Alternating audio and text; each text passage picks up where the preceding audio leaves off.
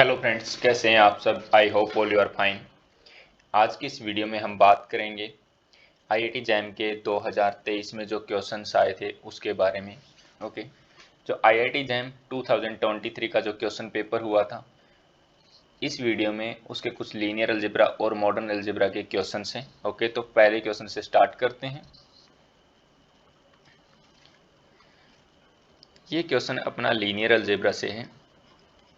Question में क्या दिया है, एक मैट्रिक्स ए दिया है और बोलता है बी, जो बी मैट्रिक्स है वो इक्वल है ए की पावर 5 प्लस ए की power 4 plus I three means identity matrix of order 3 are two matrices, then which of the following is not the eigen value of B. ये बोलता है इसमें से कौन सी बी मैट्रिक्स की आइगन वैल्यू नहीं है, इसमें से कौन सी आइगन वैल्यू बी मैट्रिक्स की नहीं है। तो ये अपने को सोल्व करना है। बहुत इजी क्वेश्चन है, मुश्किल नहीं है। तो सबसे पहले अपने को करना क्या, ए की आइगन वैल्यू निकालते हैं। ए की आइगन वैल्यू निकालने के लिए हम ऐसा कुछ करते हैं, ए माइनस लेमडा आई इक्वल में 0।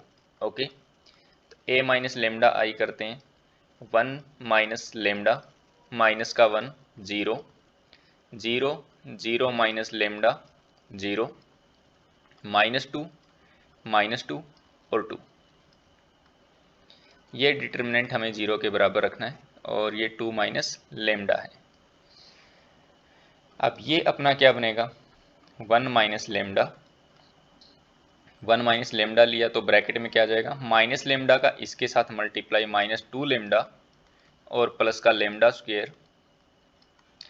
अब ये माइनस माइनस प्लस का 1 हो जाएगा और 0 का इसके साथ मल्टीप्लाई 0 आ जाएगा और -2 का 0 के साथ भी मल्टीप्लाई 0 आ जाएगा। आगे अपने को करने की ज़रूरत ही नहीं क्योंकि ये तो 0 ही है। अब ये अपना बना क्या, 1 माइनस लेमडा माइनस का 2 lambda plus lambda square equal में 0 आ गया। यहाँ से मैं क्या कर सकता हूँ, ये तो 1 माइनस लेमडा ठीक है, यहाँ से एक लेमडा को मैं कॉमन निकाल लेता हूँ, तो ये -2 प्लस लेमडा इक्वल में 0। यहाँ से मेरे को लेमडा की 3 वैल्यू मिल जाएंगी। एक तो लेमडा की वैल्यू 0 मिलेगी, एक लेमडा की वैल्यू 1 मिलेगी और एक लेमडा की वैल्यू 2 मिलेगी। ये 0, 1 और 2 क्या है, ये ए की आइगन वैल्यूज हैं। So eigen values of A are, eigen values of matrix A are 0 1 2। अब अपने को आइगन वैल्यू निकालनी है मैट्रिक्स बी की। Okay, now eigen values of B, eigen values of B are, जब हम ए की आइगन वैल्यू को 0 लेते हैं तो बी की आइगन वैल्यू क्या हो जाएगी, जहां जहां ए है वहां 0 रख देंगे, 0 की पावर 5 प्लस 0 की पावर 4, आइडेंटिटी मैट्रिक्स की जगह 1 रख देंगे, तो ये क्या बना, 1 बन गया। तो इसका मतलब 1 क्या है, बी की एक आइगन वैल्यू है। ओके, अब हम रखेंगे अपना 1 रख देंगे, 1 की पावर 5 प्लस 1 की पावर 4 प्लस 1, तो ये कितना बना, ये 3 बन जाएगा। तो 3 भी क्या है, मैट्रिक्स बी की एक आइगन वैल्यू है। अब 2 रख देंगे, 2 की पावर 5 प्लस 2 की पावर 4 प्लस 1, तो ये कितना बनेगा, 2 की पावर 5 कितना होता है, 2 2 जा 4, 2 जा 8, 2 जा 16, 2 जा 32 और ये 16 हो जाएगा प्लस का 1। ऐड करेंगे तो कितना बनेगा, 6 और 2 8 और 1 9 और ये 49। तो 49 भी क्या है, बी की एक आइगन वैल्यू है। तो 49 भी बी की आइगन वैल्यू है, 3 भी बी की आइगन वैल्यू है और 1 भी बी की एक आइगन वैल्यू। तो कौन सा आइगन वैल्यू नहीं है, सी वाला बी की आइगन वैल्यू नहीं है। तो इस क्वेश्चन का सही आंसर इस क्वेश्चन का सही आंसर सी हो जाएगा। ओके, अब हम चलते हैं अपने नेक्स्ट क्वेश्चन की तरफ। अब हम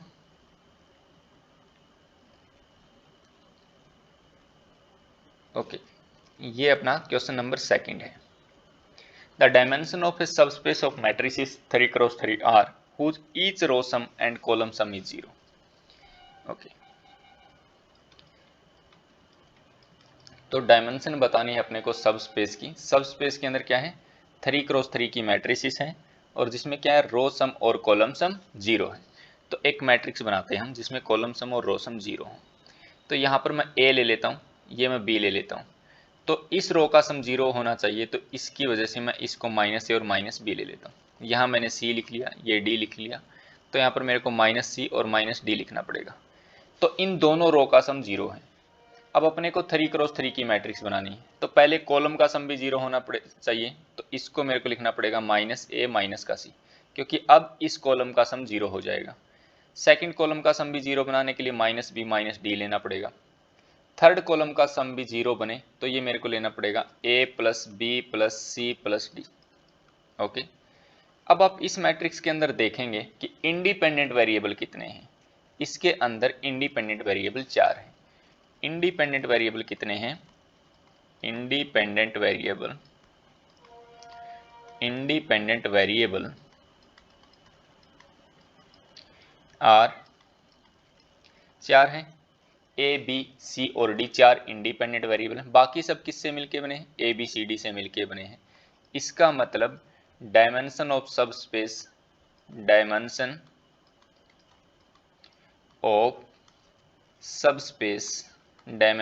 सबस्पेस इज इक्वल टू 4 हो जाएगा। तो अपना सही आंसर डी हो जाएगा। ओके, अब हम चलते हैं अपने क्वेश्चन नंबर 3 की तरफ।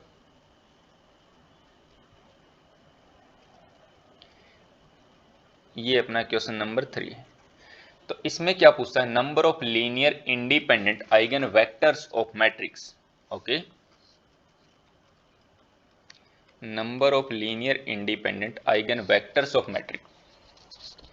तो आपको दिखाई दे रहा होगा ये जो मैट्रिक्स है ये ब्लॉक मैट्रिक्स है, इसमें ब्लॉक बने हुए हैं। मैं इसके वो ब्लॉक में तोड़ देता हूं, ऐसे ब्लॉक बने हुए हैं।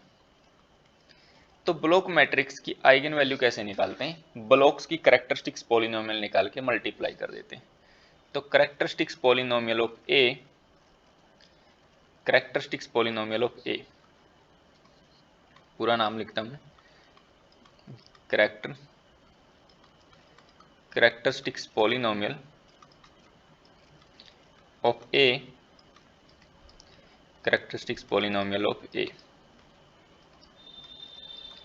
इसके लिए क्या करना पड़ेगा?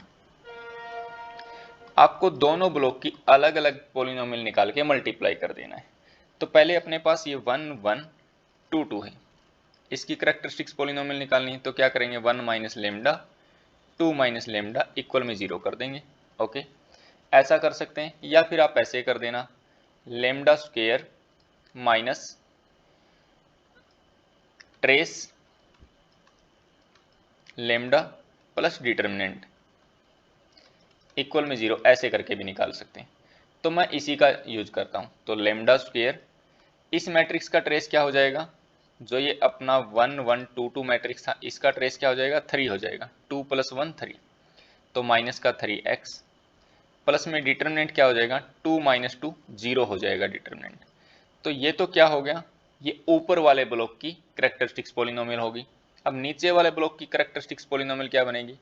3 माइनस लेमडा 1 0, 3 माइनस लेमडा बनेगी, इक्वल में 0 रखेंगे तो यहाँ से क्या आएगा? 3 माइनस लेमडा का स्क्वायर आएगा, और वो किसके बराबर आएगा? 0 के। तो इसकी कैरेक्टरिस्टिक्स पॉलिनोमियल ये बनेगी। इसको भी मल्टीप्लाई कर देता हूँ, 3 माइनस का लेमडा स्क्वायर। ओके, तो ये क्या बन गया? ये मैट्रिक्स, गिवन मैट्रिक्स की कैरेक्टरिस्टिक्स पॉलिनोमियल बन गई। अब यहाँ से अपने को क्या निकालना है? इसके रूट्स निकालने हैं। जो कैरेक्टरिस्टिक्स पॉलिनोमियल के रूट होते हैं वही क्या होती है? आइगन वैल्यू होती है मैट्रिक्स की। ओके, तो यहाँ से अपने को दिखाई दे रहा है क्या करना पड़ेगा? इसको मैं ऐसा लिख सकता हूँ, lambda square minus 3 lambda, sorry ये मैंने x लिख दिया, लेमडा है, और ये 3 माइनस लेमडा स्क्वायर। यहाँ से क्या करते हैं हम? लेमडा की वैल्यू निकालेंगे। लेमडा कॉमन निकाल लिया मैंने, लेमडा माइनस 3 हो गया, और यहाँ से बन गया मेरा 3 माइनस लेमडा का स्क्वायर इक्वल में 0। तो यहाँ से लेमडा की वैल्यू क्या क्या आ गई? एक तो लेमडा की वैल्यू 0 आ गई, एक लेमडा की वैल्यू 3 आ गई, और 2 3 वैल्यू यहाँ से आ गई। तो 0 की अलजेब्रिक मल्टीप्लिसिटी क्या होगी? अलजेब्रिक मल्टीप्लिसिटी ऑफ 0, कि 0 कितनी बार रिपीट हुआ? एक बार, तो 0 की अलजेब्रिक मल्टीप्लिसिटी 1 होगी। अलजेब्रिक मल्टीप्लिसिटी 3 की कितनी होगी? 3 कितनी बार रिपीट हुआ है? 3 बार, तो अलजेब्रिक मल्टीप्लिसिटी 3 की 3 होगी। एक चीज आपको याद होगी, algebraic multiplicity of any eigenvalue is greater than equal to geometric multiplicity of eigenvalue, ऐसा होता है, ये होता है। ओके, तो यहां से बोला जा सकता है कि जो जियोमेट्रिक मल्टीप्लिसिटी होगी जीरो की वो क्या होगी, 1 होगी, क्योंकि किसी भी मैट्रिक्स की किसी भी आइगन वैल्यू की geometric multiplicity not equal to zero होती है। Okay, not equal to zero होती है, या ऐसा बोला जा सकता है कि जीरो से ज़्यादा ही होती है। आप नॉट इक्वल टू जीरो भी लिख सकते हैं, इसको ऐसे भी लिख सकते हैं कि ग्रेटर देन जीरो होती है। ओके, अब एक आइगन वेक्टर जो इंडिपेंडेंट होगा वो तो जीरो आइगन वैल्यू से मिल जाएगा। अब अपने को 3 के कोरस्पॉन्डिंग में देखने कितने आइगन वेक्टर इंडिपेंडेंट मिलेंगे, तो उसके लिए अपने को क्या चेक करना पड़ेगा, जियोमेट्रिक मल्टीप्लिसिटी ऑफ 3 चेक करनी पड़ेगी। ये कैसे निकलेगी, n minus rank of a minus lambda I करके। n की वैल्यू क्या है, 4 क्रॉस 4 की मैट्रिक्स है तो 4 minus rank of a minus lambda की वैल्यू 3i। तो इसकी आइगन वैल्यू चेक करनी है, ओ सॉरी, इसका क्या चेक करना है, अपने को रैंक चेक करना है।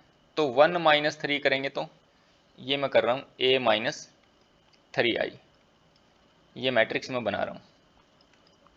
तो 1 माइनस 3 माइनस 2 हो जाएगा, ये 1, ये 0, ये 0, ये 2, 2 माइनस 3 माइनस का 1, ये 0, ये भी 0, ये 0, 0, ये 3 माइनस 3 0 और ये 1, ये 0, ये 0, ये भी 0 और ये भी 0। अब आप ये जो सेकंड रो है ना, अगर सेकंड रो में फर्स्ट रो को अगर आप ऐड कर दोगे तो सेकंड रो क्या बन जाएगी, 0 बन जाएगी, 0 बन जाएगी। तो और किसी रो को हम 0 नहीं बना सकते। इस यहां से a माइनस 3i का रैंक कितना आ गया, 2 रैंक आ गया, क्योंकि इसमें इंडिपेंडेंट रो कितनी है, एक तो ये वाली रो इंडिपेंडेंट है और एक ये वाली रो इंडिपेंडेंट है, तो इसका रैंक कितना आ गया, 2 आ गया। तो 4 माइनस का 2 कितना हो गया, 2 हो गया। तो यहाँ से जियोमेट्रिक मल्टीप्लिसिटी 3 की कितनी आ गई, 3 की जियोमेट्रिक मल्टीप्लिसिटी यहाँ से 2 आ गई। तो 2 तो इंडिपेंडेंट आइगन वेक्टर यहाँ से मिलेंगे और एक इंडिपेंडेंट आइगन वेक्टर 0 वाली आइगन वैल्यू से मिलेगा। तो टोटल इंडिपेंडेंट आइगन वेक्टर कितने हो गए, total linear independent eigen vector, total number of linear independent eigen vector कितने हो गए, 3 हो गए। तो इसका आंसर क्या आ जाएगा, 3 आ जाएगा। ओके, आई होप आपको ये समझ में आया होगा। अब हम अपने अगले क्वेश्चन की तरफ चलते हैं।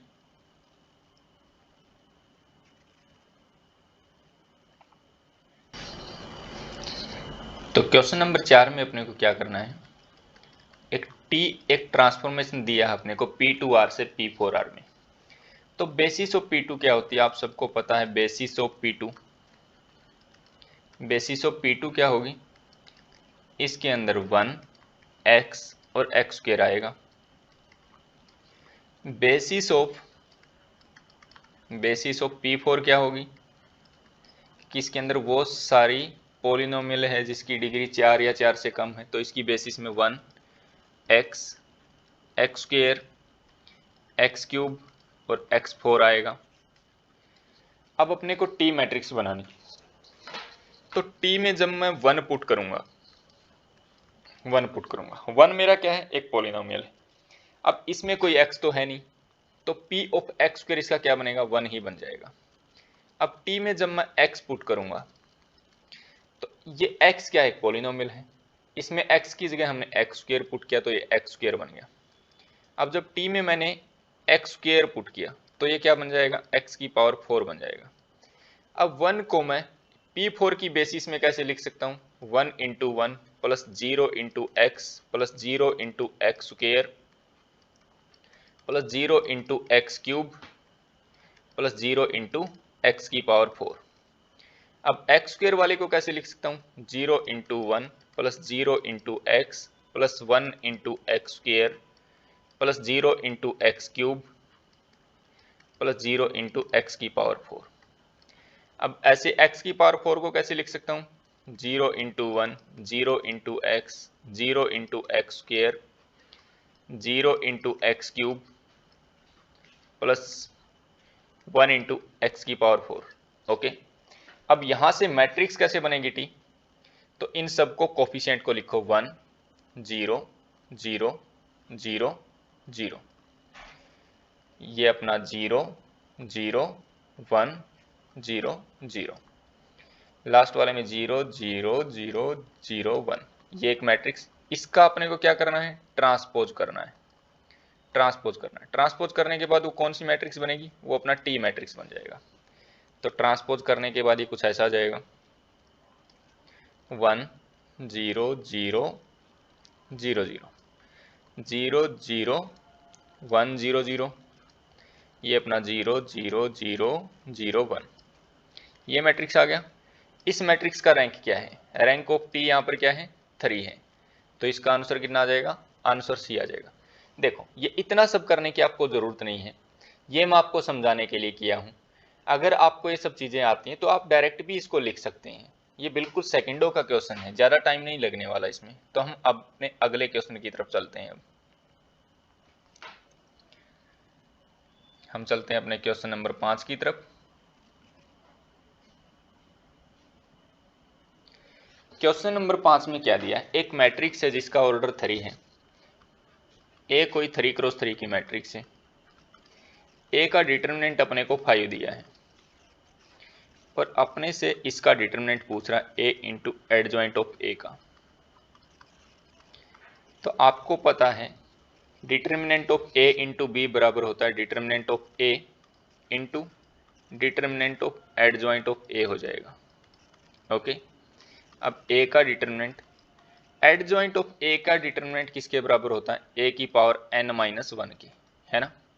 n क्या है यहाँ पर, ए का जितना ऑर्डर है। तो पहले तो इस मैट्रिक्स ए का डिटरमिनेंट कितना है, 5 है, इनटू में 5 की पावर n की वैल्यू क्या है, 3x3 की मैट्रिक्स है, तो 3 - 1, तो कितना हो जाएगा 5 इंटू 5 की पावर 2।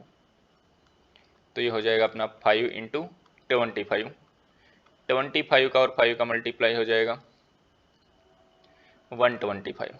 तो इस क्वेश्चन का आंसर आ जाएगा सी। ओके, अब हम चलते हैं अपने अगले क्वेश्चन की तरफ, 6th क्वेश्चन की तरफ।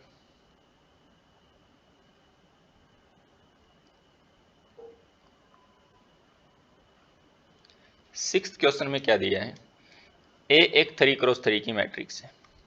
ए कोई एक मैट्रिक्स है जो 3x3 की है और नॉन सिंगुलर है। नॉन सिंगुलर का मतलब ए का डिटरमिनेंट नॉट इक्वल टू 0 है।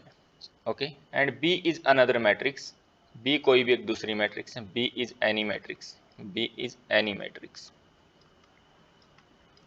बी कोई भी एक दूसरी मैट्रिक्स है।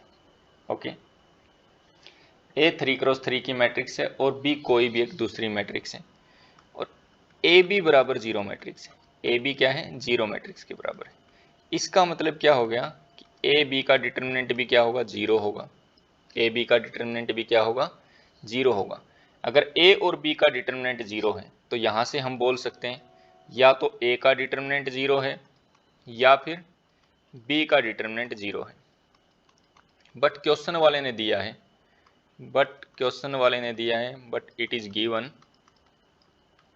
कि ए का तो डिटरमिनेंट नॉट इक्वल टू 0 है, तो इसका मतलब बी का डिटरमिनेंट 0 है, बी का डिटरमिनेंट 0 है।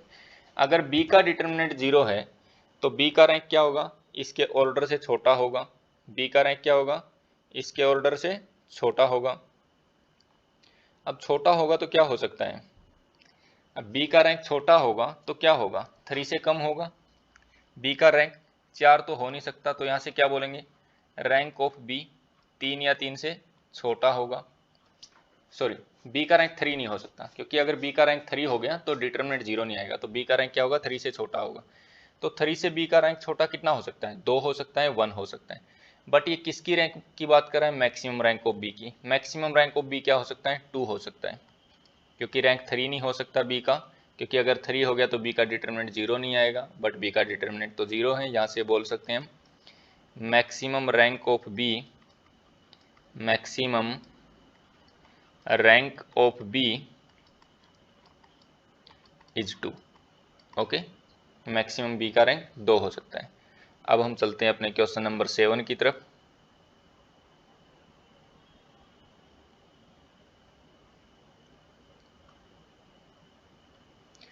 क्वेश्चन नंबर 7 में क्या दिया है, which of the following is a subspace of R cube over R, R cube over R.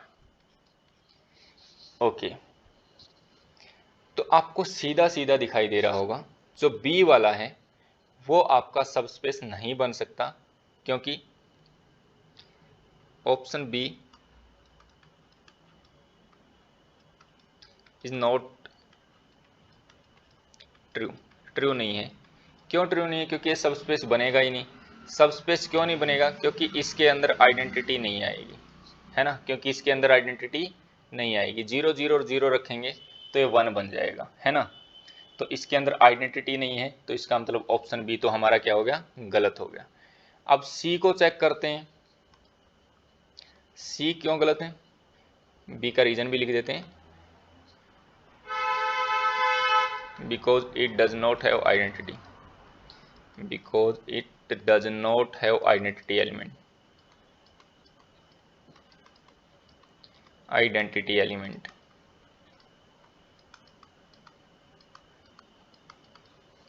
Okay, अब चलते हैं ऑप्शन सी की तरफ। ऑप्शन सी में क्या दिक्कत आने वाली है, एक्स वाई जेड है और वाई जेड इक्वल टू 0 है, एक्स वाई जेड है और वाई जेड इक्वल टू 0 है।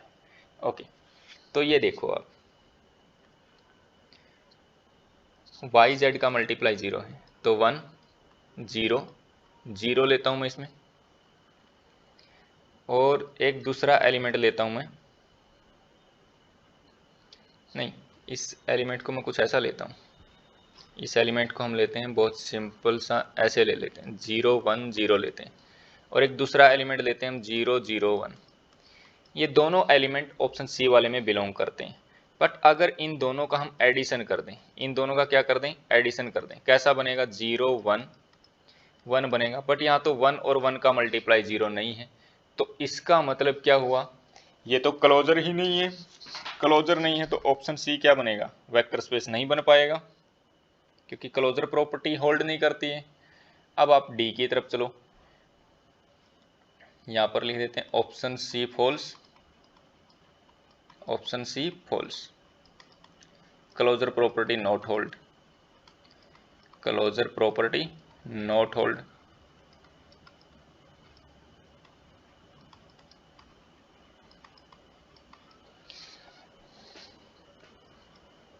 अब देखो डी ऑप्शन को, डी ऑप्शन में क्या दिक्कत है, अगर मैं अल्फा मेरा, अगर मैं अल्फा को √3 ले लेता हूं, अगर मैं अल्फा बराबर √3 ले लेता हूं, √3, और u एक मेरा वेक्टर है, जो क्या है, u मेरा वेक्टर एक्स वाई जेड ही है, एक्स वाई जेड, या एक्स वाई जेड ऐसा ले लो, चलो एक्स वाई जेड भी नहीं, या पार्टिकुलर कोई ले लेते हैं, ऐसा ले लेते हैं 1 2 3 ले लेता हूं मैं, ये क्या डी में बिलोंग कर रहा है। अब अल्फा का u के साथ मल्टीप्लाई करेंगे तो क्या आएगा, √3 2 √3 3 √3 आएगा। तो ये क्या है, ये डी में बिलोंग नहीं करता है। क्यों नहीं बिलोंग करता है, क्योंकि √3 2 √3 3 √3 ये रेशनल नंबर नहीं है। इसका मतलब scalar multiplication not hold, scalar multiplication, scalar multiplication not hold. तो इसका मतलब ये भी वेक्टर स्पेस नहीं बनेगा, ये भी वेक्टर स्पेस नहीं बनेगा। तो बचा सिर्फ ए वाला, ए वाला वेक्टर स्पेस बन जाएगा। चेक करने के लिए आप alpha u plus beta V belongs इसमें करवा के देख सकते हैं, और वो इसमें बिलोंग भी कर जाएगा। ओके, तो ये वाला वेक्टर स्पेस बनेगा। या आप ऐसे भी बोल सकते हैं, मैं आपको थोड़ा सा एक्सप्लेन कर दूं, ए वाला कैसे बन जाएगा। कि ए वाले में क्या बोलता है, y प्लस जेड का स्क्वायर 2x माइनस 3y का स्क्वायर 0 के बराबर है। दोनों का स्क्वायर 0 के बराबर है, तो इसका मतलब क्या होगा, y प्लस जेड को भी 0 होना पड़ेगा, और y प्लस जेड 0 हो गया तो y किसके बराबर आएगा, माइनस जेड के बराबर आएगा। और 2x को 3y के बराबर होना पड़ेगा, तो 2x किसके बराबर आएगा, 3y के बराबर आएगा, क्योंकि 2x माइनस 3y को 0 होना पड़ेगा। तो इसलिए ये वाला सबस्पेस बनेगा किस टाइप का, x y z। इसमें क्या है, y अपना माइनस जेड के बराबर है और 2x अपना 3y के बराबर है। तो यहाँ से ये आपको दिख ही रहा है कि ये वाला तो बन जाएगा सबस्पेस। ओके, और आप इसको चेक भी कर सकते हैं alpha u plus beta V वाला तरीका लगा के। जो alpha u plus beta V का जो टेस्ट है वो लगा के आप चेक कर सकते हैं कि ये सबस्पेस बन जाएगा। ओके, तो इस क्वेश्चन का आंसर होगा ए। अब हम अपने अगले क्वेश्चन की तरफ चलते हैं।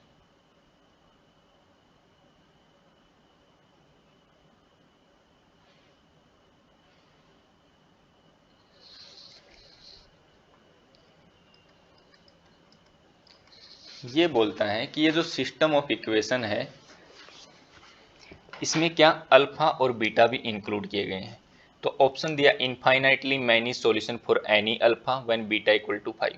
ओके, तो चेक करते हैं हम इसको। इस टाइप के क्वेश्चन बहुत इजी होते हैं। वैसे तो हमने जितने क्वेश्चन किए हैं उसमें कुछ भी टफ टाइप का कोई क्वेश्चन था नहीं। तो इसको लिख लेते हैं ए ऑगमेंटेड बी मैट्रिक्स की फॉर्म में लिखते हैं हम इसको। तो ये हमारा हो जाएगा 1 1 1 3 0 माइनस का 1 1 1 2 3 अल्फा और ये बीटा। ऐसा हमने मैट्रिक्स बना लिया। तो हम क्या करते हैं, रो 3 के ऊपर ऑपरेशन लगाते हैं।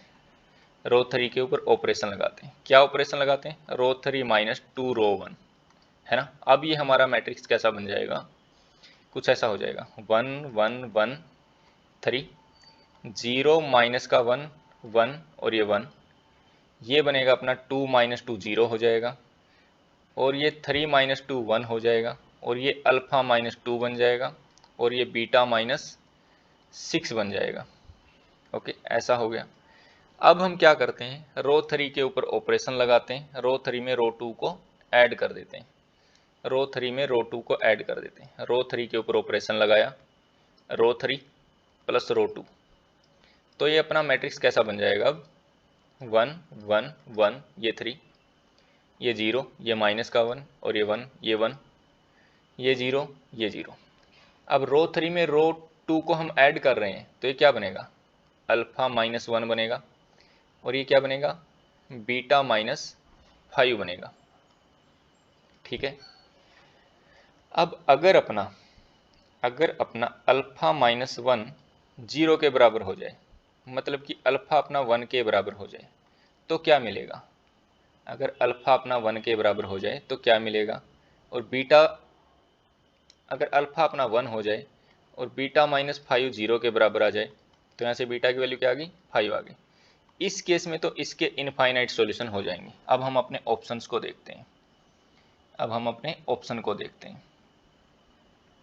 ऑप्शन 1 में क्या बोलता है, infinitely many solution for any alpha. बोलता किसी भी अल्फा के लिए इनफाइनाइटली मैनी सॉल्यूशन होंगे। बिल्कुल गलत है, बिल्कुल गलत है, क्योंकि किसी भी अल्फा की वैल्यू के लिए इनफाइनाइट सॉल्यूशन नहीं होंगे। अल्फा 1 होना पड़ेगा, बीटा 5 होना पड़ेगा, तभी इनफाइनाइट सॉल्यूशन बनेंगे। इसका मतलब ऑप्शन ए अपना गलत है। अब ये बोलता है ऑप्शन बी में at least 1 solution for any alpha and beta. बोलता अल्फा और बीटा की वैल्यू कुछ भी हो तो कम से कम एक सॉल्यूशन मिल जाएगा। ऐसा भी नहीं है, क्योंकि अगर हम क्या करें, अगर हम अल्फा को तो 1 ले लें और बीटा को हम 5 के अलावा कुछ भी ले लें तो सॉल्यूशन मिलेगा ही नहीं। तो इसका मतलब ये भी क्या है, गलत है। अब क्या बोलता है, no solution for any alpha when beta not equal to 5। बोलता है किसी भी अल्फा के लिए सॉल्यूशन नो सॉल्यूशन मिलेगा जब बीटा 5 के बराबर नहीं होगा। No solution for any alpha, alpha की वैल्यू कुछ भी लो तो नो सॉल्यूशन मिलेगा जब बीटा 5 के बराबर नहीं है। तो ये भी क्या हो जाएगा, अपना गलत हो जाएगा। अब क्या बोलता है फोर्थ में, a unique solution for any beta when alpha not equal to 1।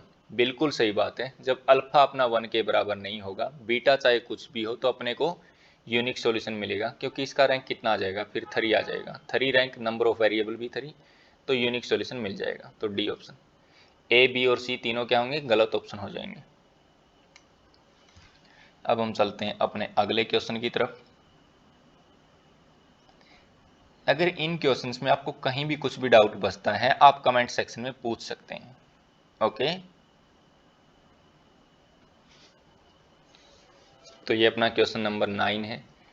इसमें क्या दिया, there exist a linear transformation from R cube to R cube such that its range space and null space are same. Okay, तो देखो बोलता है एक linear transformation मिल जाएगा, कहाँ से कहाँ तक, आर क्यूब से लेकर आर क्यूब तक। कैसा होगा, जिसके रेंज स्पेस की डायमेंशन भी और नल स्पेस की डायमेंशन भी क्या होगी, सेम होगी। There exist a linear transformation from R cube to R cube such that is range space and null space are same. इसका मतलब तो क्या हो गया, rank of T plus nullity of T किसके बराबर, 3 के बराबर। ऐसा कभी हो सकता है क्या, रैंक और नल्टी जो भी आती हैं वो नेचुरल नंबर होते हैं, या जीरो भी होते हैं बट होल नंबर होते हैं। तो rank of T nullity of T दोनों बराबर भी आए, मतलब ये x हो और ये भी x हो और ये अपना 3 बन जाए, ऐसा पॉसिबल नहीं है। तो इसका मतलब 1 वाला तो क्या हो गया, 1 हो गया फॉल्स, 1 हो गया फॉल्स, क्योंकि दो सेम नंबर का सम 3 कैसे आ सकता है। अगर आप यहाँ से चेक भी करोगे तो ये दोनों अगर x हो गया तो 2x बराबर 3, x क्या आ जाएगा 3/2। रैंक कभी फ्रैक्शन में नहीं होता है, rank can not be fraction, और नल्टी भी कभी फ्रैक्शन में नहीं होती है, इसलिए पहला क्या हो गया फॉल्स हो जाएगा। अब दूसरे में क्या बोलता है, there exist a linear transformation from R square to R square such that is range space and null space are same. हाँ, इसके केस में बिल्कुल हो सकता है। टी कहाँ से कहाँ तक है, आर स्क्वायर से आर स्क्वायर तक है, तो यहाँ पर अपना rank of T plus nullity of T क्या होगा अपना 2 होगा। इस केस में ले सकते हैं, रैंक को 1 ले लो नल्टी को 1 ले लो, ये 2 बन जाएगा बिल्कुल। तो ये वाला क्या अपना, ये ट्रू है, ये वाला तो ट्रू है। तो इसमें कौन सा गलत कौन सा सही है, पहले वाला गलत है, दूसरे वाला सही है। बोथ आर फॉल्स, ये गलत ऑप्शन हो जाएगा। ओनली 1 इज ट्रू, ये भी गलत है। ओनली 2 इज ट्रू, ये सही है। बोथ आर ट्रू, ये गलत है। तो ऑप्शन सही इसका क्या है, सही जवाब है। अब हम अपने अगले क्वेश्चन की तरफ चलते हैं।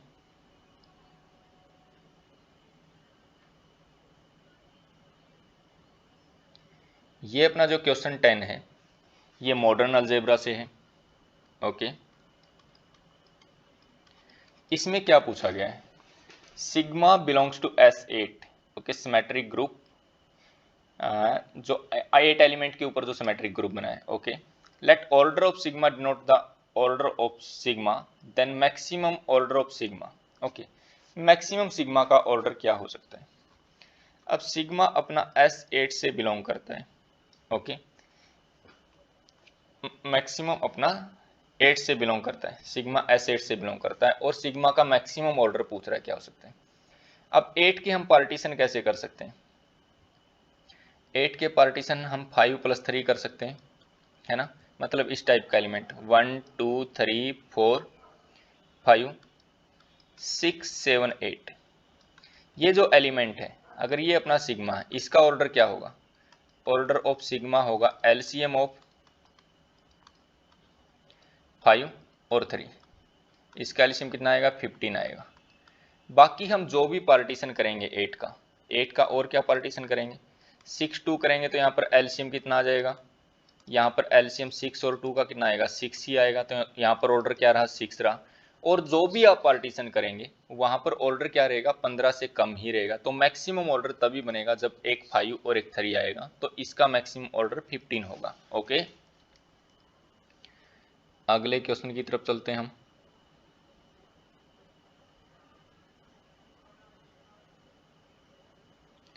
ओके, जी जेड से बिलोंग करता है, जी बार जेड 8 के अंदर है। Denote the residue class of G modulo 8, consider the group X bar belong to Z 8, X की वैल्यू 7 या 7 से कम है, 1 या 1 से ज़्यादा है, और जीसीडी ऑफ एक्स और 8 1 है with respect to multiplication modulo 8, then number of group isomorphism from Z8 star onto itself. Okay, तो Z8 स्टार में कौन कौन से एलिमेंट आ जाएंगे,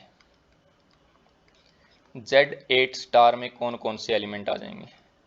Z8 स्टार में देखो कौन कौन आएगा, GCD 1 होना चाहिए, तो 8 का 1 के साथ GCD 1 होता है, 3 के साथ GCD 1 होता है, 5 के साथ GCD 1 होता है, और 7 के साथ GCD 1 होता है, यही लेने हैं। ओके, इसको आप U8 भी बोल सकते हैं। U8 भी तो अपना यही होता है जिसका 8 के साथ GCD 1 आए 8 से कम एलिमेंट, 8 एलिमेंट 8 से छोटे हों, 1 या 1 से ज़्यादा हों। तो अब ये जो अपना U8 है, U8 से U8 तक अपने को क्या बनानी है, नंबर ऑफ ऑटोमॉर्फिज्म चेक करने हैं, नंबर ऑफ ऑटोमॉर्फिज्म चेक करने हैं, number of automorphism, number of automorphism from U8 to U8। Okay, तो बनाते हैं। अब U8 में अपने पास कौन कौन से एलिमेंट हैं, 1 3 5 7 है ना। यहाँ पर भी अपने पास U8 में कौन कौन से एलिमेंट हैं, 1 3 5 7। अब अपने को बनानी है आइसोमॉर्फिज्म। ऑटोमॉर्फिज्म क्या होती है, सेम ग्रुप से सेम ग्रुप तक जो 1 1 ऑन टू होमोमॉर्फिज्म हो या जो आइसोमॉर्फिज्म हो। तो उसके केस में कर्नल में एक ही एलिमेंट रहेगा, 1 तो 1 के ऊपर ही जाएगा। ओके, अब 3 किसके ऊपर जा सकता है, 3 5 7 का ऑर्डर 2 2 है, यहाँ भी 3 5 और 7 का ऑर्डर 2 2 है। तो आपको पता होगा order of F of G, order of F of G divide करता है ऑर्डर ऑफ जी को, ठीक है। तो 3 किसके ऊपर जा सकता है, इस 3 के पास क्या है, 3 चॉइस है, या तो 3 के ऊपर या 5 के ऊपर या 7 के ऊपर जा सकता है। इसके ऊपर इसके पास कितनी चॉइस है, इसके पास 2 चॉइस है, इसके पास क्या है, 1 चॉइस है। तो टोटल नंबर ऑफ ऑटोमॉर्फिज्म कितने बनेंगे, टोटल नंबर ऑफ ऑटोमॉर्फिज्म बनेंगे 3 इंटू 2 इंटू 1 बनेंगे। कितने बनेंगे total number of automorphism, total number of automorphism 6 बनेंगे। Total number of automorphism from U8 to U8 is equal to 6। तो इस क्वेश्चन का आंसर आ जाएगा अपना 6 आ जाएगा। ओके, अब हम चलते हैं अपने अगले क्वेश्चन की तरफ।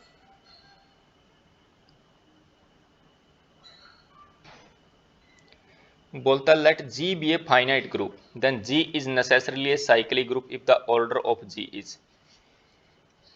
6 ऑर्डर का साइक्लिक ग्रुप होना जरूरी नहीं है क्योंकि S3 अपना नॉट साइक्लिक है। ओके, D5 अपना नॉट साइक्लिक है, 10 ऑर्डर का होता है। K4 अपना नॉट साइक्लिक है, 4 ऑर्डर का होता है। 7 एक प्राइम नंबर है और प्राइम नंबर का ग्रुप हमेशा साइक्लिक होता है, तो इसका ऑप्शन डी आ जाएगा। ओके, ये ऑर्डर ऑफ S3 कितना होता है, ऑर्डर ऑफ S3 होता है अपना 6। S3 इज नॉट साइक्लिक, ये क्या है, नॉट साइक्लिक है। D5 का ऑर्डर क्या होता है, ऑर्डर ऑफ D5 होता है 10, ये भी क्या है, नॉट साइक्लिक है। K4 का ऑर्डर होता है 4, ये भी क्या है, नॉट साइक्लिक होता है। तो साइक्लिक होने के लिए क्या, कौन सा ऑर्डर चाहिए इसमें से, प्राइम नंबर वाला चाहिए, क्योंकि 7 एक प्राइम नंबर है और प्राइम नंबर का ग्रुप हमेशा क्या होता है, साइक्लिक होता है। अब हम चलते हैं अपने अगले क्वेश्चन की तरफ।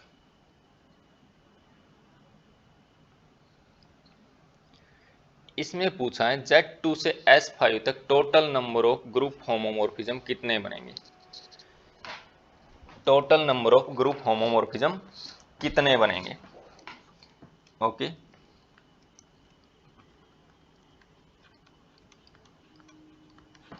तो सबसे पहले तो अपने को क्या देखना पड़ेगा कि कर्नल में कौन कौन हो सकता है, या Z2 के नॉर्मल सब ग्रुप कौन कौन से हैं। जो नॉर्मल सब ग्रुप होता है वही कर्नल बनता है।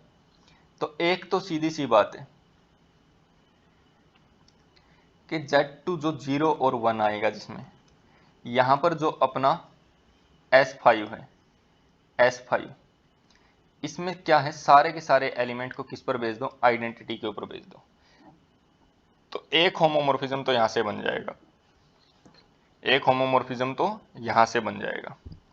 अब दूसरा कब बनेगा, जब कर्नल में सिर्फ 0 एलिमेंट रखें हम, कर्नल में सिर्फ 0 एलिमेंट रखें, और ये 0 एलिमेंट तो आइडेंटिटी एलिमेंट हमेशा किसके ऊपर जाता, आइडेंटिटी एलिमेंट के ऊपर। अब ये बचा 1, अब ये 1 किसके ऊपर जा सकता है, 1 जा सकता है 2 ऑर्डर वाले एलिमेंट के ऊपर। अब अपने को ये चेक करना पड़ेगा S5 के अंदर 2 ऑर्डर के कितने एलिमेंट हैं, S5 के अंदर 2 ऑर्डर के कितने एलिमेंट हैं, ये अपने को चेक करना पड़ेगा। Number of elements, number of elements of order 2, number of elements of order 2 in S5 में 2 ऑर्डर के कितने एलिमेंट हैं? तो 2 ऑर्डर के, एक तो जो इस टाइप के एलिमेंट होते हैं 1,2 टाइप के, इनका ऑर्डर क्या रहता है? 2 रहता है। एक जो इस टाइप के एलिमेंट होते हैं 1, 2, 3, 4 टाइप के एलिमेंट, इनका ऑर्डर भी क्या रहता है? 2 रहता है। तो पहले चेक करते हैं इस टाइप के एलिमेंट कितने हैं। तो 5 फैक्टोरियल अपॉन में 2 फैक्टोरियल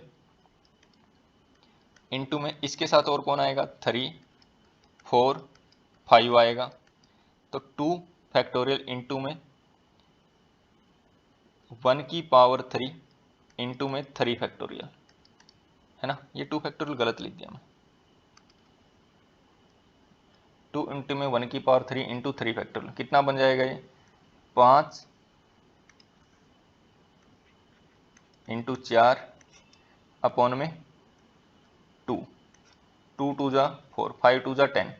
तो इस टाइप के एलिमेंट तो 1, 2 टाइप के एलिमेंट तो कितने आएंगे? 10 आएंगे प्लस में।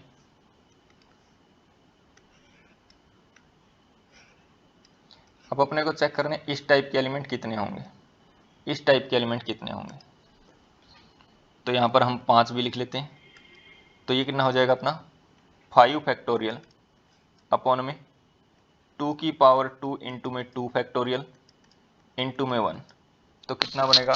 5 फैक्टोरियल, 5 इंटू में 4 इंटू में 3 इंटू में 2 फैक्टोरियल अपॉन में 2 दूनी 4 इंटू में 2 फैक्टोरियल। 2 फैक्टोरियल से 2 फैक्टोरियल कैंसिल, 4 से 4 कैंसिल, 5 दिए 15 एलिमेंट ये। तो टोटल 2 ऑर्डर के एलिमेंट कितने बन जाएंगे? 25 एलिमेंट बन जाएंगे। तो यहाँ से तो 1 के पास कितनी चॉइस है? 1 के पास है 25 चॉइस। तो 25 होमोमॉर्फिज्म तो यहाँ से बनेगी और एक होमोमॉर्फिज्म यहाँ से बनेगी। तो टोटल होमोमॉर्फिज्म कितनी बन जाएंगी? 26 होमोमॉर्फिज्म बन जाएंगी। ओके, अब हम चलते हैं अपने अगले क्वेश्चन की तरफ। Consider the following statement, every infinite group has infinitely many सब ग्रुप्स। जो इनफाइनाइट ग्रुप होता है, जिस ग्रुप का ऑर्डर इनफाइनाइट होता है, उस ग्रुप के पास इनफाइनाइटली मैनी सब ग्रुप भी होते हैं। बिल्कुल सही बात है। There are only finitely many non isomorphic groups of a given order. ये बोलता है कि अगर किसी ग्रुप का ऑर्डर फाइनाइट है तो उसके नॉन आइसोमॉर्फिक ग्रुप भी कितने मिलेंगे? फाइनाइट ही मिलेंगे। ये भी सही है, ये दोनों स्टेटमेंट सही है। अगर आपको इसका प्रूफ चाहिए तो मैं इसके ऊपर कोई एक अलग वीडियो बना दूंगा। हालांकि ये दोनों स्टेटमेंट बिल्कुल सही है। तो इसका ऑप्शन हो जाएगा 1 इज ट्रू 2 इज फॉल्स, ये गलत है। बोथ आर फॉल्स, ये भी गलत है। बोथ आर ट्रू, तो इसका ऑप्शन सी हो जाएगा। ओके,